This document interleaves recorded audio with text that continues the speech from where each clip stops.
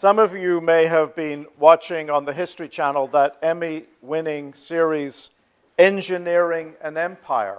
And it is an extraordinary program that traces the link between the need to create epic buildings as nations rise to become superpowers. And Peter Weller takes us on a journey in time using cutting-edge computer technology to recreate these wonderful buildings like the pyramids or Imperial Rome. And these are stunning buildings, and they all attest to the physical need for leaders to show how important they are, not only in life but in death. The tombs of the pharaohs in the Valley of the Kings they required a lot of engineering, a lot of technology at the time, a lot of money, and a lot of slave labor to build. And the common people were awed and impressed. Often these were cultic centers, so the priestly caste would have their role in society, and foreigners who would come in peace to trade would be discouraged from taking over power. So these buildings played a very important role in, like cosmic theater, in showing how important a leader was as a civilization rose to greatness. And the primary role of the king or the leader was to administer the law as given by God, and that the king would administer justice internally to protect the state against all that would harm its people from outside.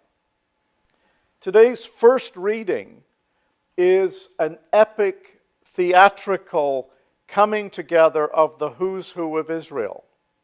And Solomon is dedicating an epic building. So all of those civilizations, Rome and Egypt, now we have Israel stepping onto the world stage. And it is a very powerful image, the consecration of a temple that took 7 years to build. And it is so powerful that the cloud is present. It's so powerful that even the clergy can't take the service. And Solomon has to step in as a kind of the representative priest. And the cherubim that cover the Ark of the Covenant, the Ark is brought from that little tent where it received its temporary housing, now housed in the holiest of holies. And the cherubim, those winged bird-like creatures, they were the ways in which Moses communicated with God. And the cherubim are like the birds, the winged, like angels, winged creatures.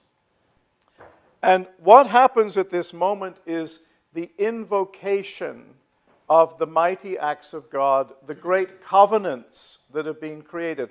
And we know in the Near East that there were, we still have record of some kind of legal agreements that were often between a very large, powerful nation and one that it wanted to remain in peace with. And today's reading is a similar kind of treaty. It's a legal treaty, a kind of covenant, a holy agreement between God and the human species.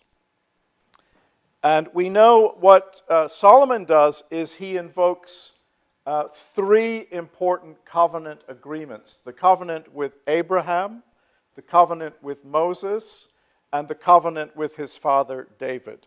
And there's the covenant also with Adam and Eve, and with Noah, and with Aaron, but the 3 central covenants are invoked in today's readings. For Abraham is that all of the world would be blessed through his seed. So the reference to the foreigner coming to the temple is about the fulfillment of the covenant with Abraham, where the whole world, not just the Jewish people, but everybody will be blessed by this temple, by this presence of God, by this agreement in the world. The covenant with Moses, it's clear as the Ark of the Covenant is carried into the holiest of holies, the 10 Commandments are in the Ark. So that important communication between God and humanity is recalled by Solomon. And then finally, the covenant with his father David. that forever there would be the seed of David would rule Israel. And he's kind of blowing his own trumpet a bit, right? It's kind of about him as well. But the belief is, and this is a very important thing for Christians and Jews, because that Davidic covenant is still kind of with us, and it depends on how you look at it. For Orthodox Jews, the belief is that at one point in the future, a descendant of David will return, rule Israel, and the temple will be restored. The temple that is built on the place where Abraham sacrificed his son, where there's now a mosque. And it's very contentious in modern political life, that belief system, but it comes from this covenant. And these agreements that this is kind of based around, the Jewish word for covenant means to cut, right? So when an agreement was made, the person who is the lesser of the parties would provide the animal that would be cut in two, and there would be a blazing torch or a kind of thurible, a brazier, carried between the animal.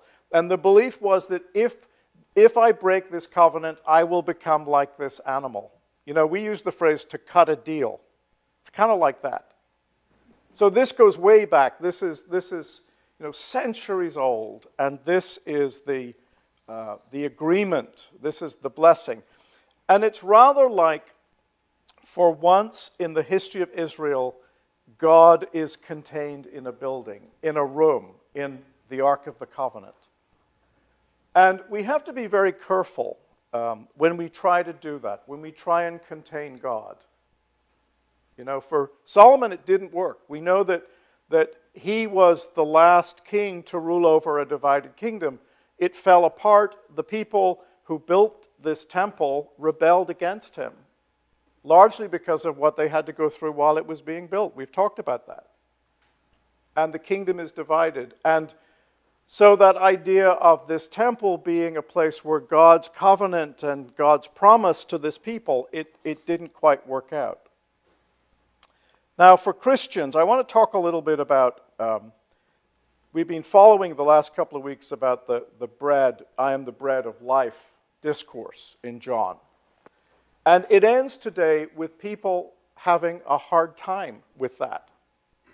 We hear that the disciples leave Jesus. They don't know what he's talking about. They don't get it. Is it cannibalism? Is he setting himself up as a god? And some people have a hard time with it. And often in Christianity, we get very confused about where God is and what covenants, what agreements we are making with God. And I want to talk a little bit about the most important central act of Christian worship, which is the Eucharist, which is the communion. And when we think about the Johannine, I am the bread of life, I go straight to what the Eucharist is about. Because I think it's only in the context of the Eucharist that these readings actually make sense for us. And if we look at the history of, as we will find out when we do the Seder with Rabbi John Haddon next year, we'll find that the Eucharist comes out of this Jewish meal to celebrate liberation, of moving out of slavery to freedom. And the blessing of bread and wine, which is part of the Seder, influenced the early Christian movement. And just as Solomon invokes the three great covenants, Christians would say that Jesus is actually the fourth great covenant.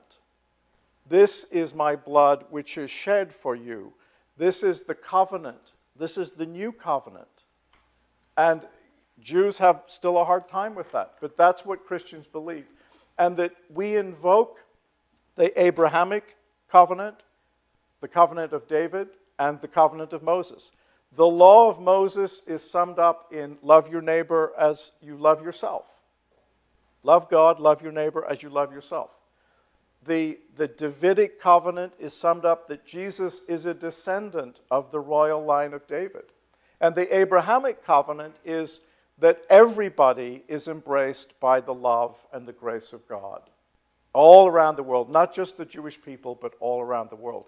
So those three important covenants that are invoked in the Old Testament reading today, we take on as Christians as well. And Jesus becomes the fulfillment of those covenants.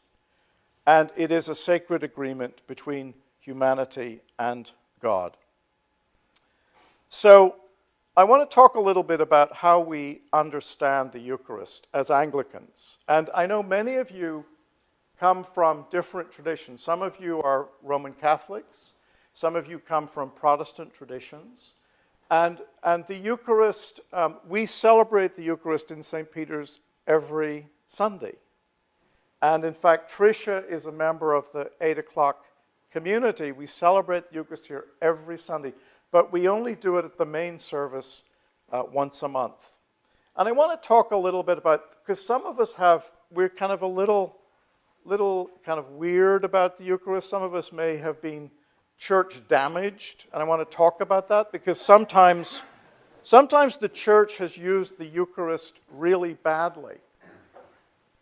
And if we go back to the beginning, those first meetings of Christians always took place in Eucharist, around a meal. And as the centuries progressed, the whole design of a church building is around a Roman villa's dining room. So the largest room in a Roman villa was the dining space. And churches evolved with pillars around that. And the Christians would meet in one another's homes to have a meal, to break bread. The earliest references to Jesus' appearance and resurrection is often around a meal. And the two guys who are walking with him on the road to Emmaus, they're talking about who is this Messiah? Has he come? Is Jesus the Messiah? They go and they break bread together, and their eyes are opened. So clearly the Eucharist is one of the most important ways we get to know Jesus. We get to be revealed things that we can't figure out yet. He is known to us in the breaking of the bread.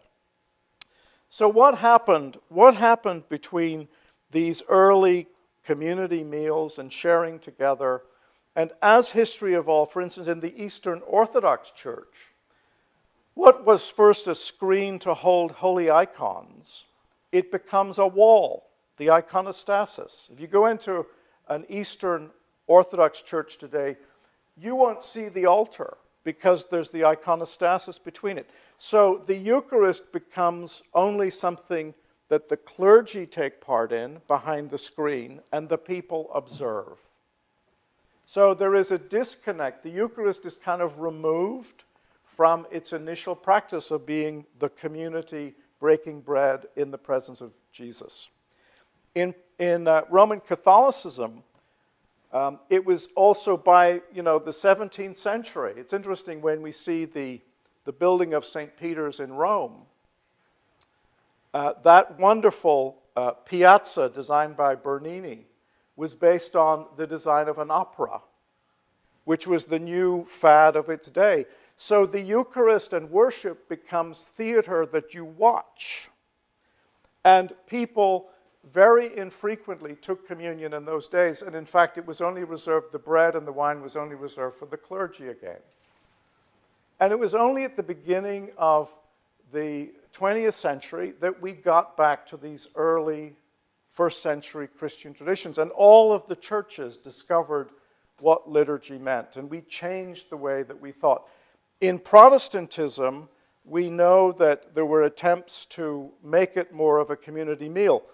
If we were in a Protestant church in the Reformation, we would bring the altar down and we'd place it in the aisle and we would come and sit around it like a meal. If it was a stone altar, it would be replaced by a wooden altar. So the Reformation tried to get back to this idea of being a community in a meal together, and the priest would be at the top of the altar. It's interesting, when I was ordained in the Church of Ireland, when the altar went finally back against the wall, the priest, it was called a North End celebration. We were not allowed to have our backs to the people. The Church of Ireland is very Protestant. And so imagine you have to consecrate from this end of the altar. And that's how it was. And you had to kind of stretch your arm to consecrate. But it was from the tradition that the table was placed down the aisle where the community would gather. In Protestantism, there was also a kind of sense that the communion was only for special occasions and for special people. You had to be very holy or very good to receive communion. And there was a distortion of a text by St. Paul that if you ate and drank of the bread and wine made holy unworthily, that you would eat and drink to your own damnation. And so Protestants were also afraid of the Eucharist, right? And you had to be holy. Catholics still cannot take communion officially unless they go to confession. And if you're a divorced Catholic, not going to communion is part of your punishment for, screwing up on your marriage. And it's really unfair that the Eucharist is used as a weapon, and that we try and put God and each other in boxes. And I don't know, again, what your experience is, but I know as a person struggling with faith that coming and receiving that little piece of bread and that little sip of wine, I don't know what that is doing to me, but it's really important to my life. That somehow something that is beyond me, a mystery, is becoming a part of me and is journeying with me in my life. And that's all I know. And sometimes it's, you get all sorts of wonderful ideas, but it's largely about showing up and saying, I'm hungry. There's a story I want to tell that I think sums up what I'm trying to describe today. My mother was brought up, when she was a teenager, she went to the Church of the Nazarene, which is a very kind of fundamentalist Protestant sect. And they didn't believe in dancing or wearing makeup or going to the movies or drinking or smoking, And so she was brought up in this very tight-laced, evangelical, conservative community. And they drummed into her that, again, you weren't worthy to receive communion. So guess what? Her son becomes an Anglican priest. and I would be celebrating the communion. And over the years, she would be present at services like this where I'd be celebrating communion, but she wouldn't come forward. She wouldn't come and receive the bread and wine. And I said to her one day, I said, what's wrong? Why aren't, everybody's welcome here. And she said, well, I feel unworthy. So my comment to her, mother, without you, there would be no celebration. And she thought for a while, and she said, you're right. And she started coming. So I think what's very exciting about what we discovered in the last century, in the 20th century, we went back to the early roots of the Christian Eucharist. And we went back to discover what are the elements of that? What are the things that make sense for us? And we are discovering, it's wonderful we're going to do this Seder, because you don't understand the Eucharist until you understand its Jewish beginnings.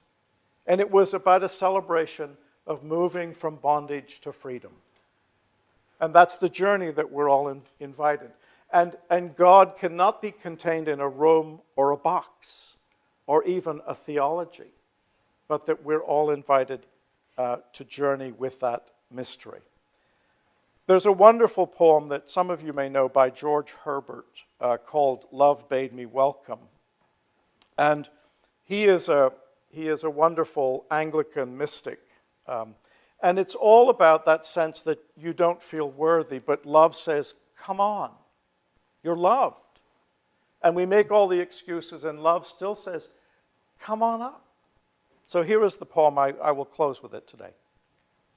Love bade me welcome, but my soul drew back, guilty of dust and sin. But quick-eyed love, observing me grow slack, from my first entrance in, drew nearer to me, sweetly questioning, if I lacked anything. A guest, I answered, worthy to be here. Love said, you shall be he. I, the unkind, ungrateful, ah, my dear, I cannot look on thee. Love took my hand and smiling did reply, who made the eyes but I? Truth, Lord, but I have marred them. Let my shame go where it doth deserve. And know you not, says love, who bore the blame? My dear, then I will serve. You must sit down, says love, and taste my meat. So I did sit and eat. Amen.